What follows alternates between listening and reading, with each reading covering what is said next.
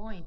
Satakunnan kansassa oli 19. helmikuuta juttu liikkuvasta hammaslääkäripalvelusta, joka on nyt tuolla Kankaanpään terveyskeskuksen jonkun tämmöisen pihalla kokeilussa, että mitä tarvikkeita siellä tarvitaan ja muuta.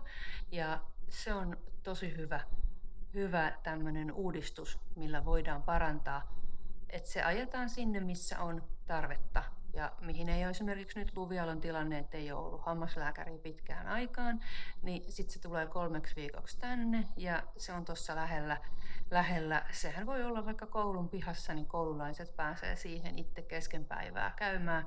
Siinä pystytään tekemään tarkastukset ja toi paikkaukset ja semmoiset pienet perusjutut. Että tämmöisillä asioilla varmaan saadaan parannettua hyvinvointialueen palveluita. Ja tänään on Ukrainan sodan vuosipäivä, jo 3. ikävä vuosipäivä, mutta Slava Ukraini!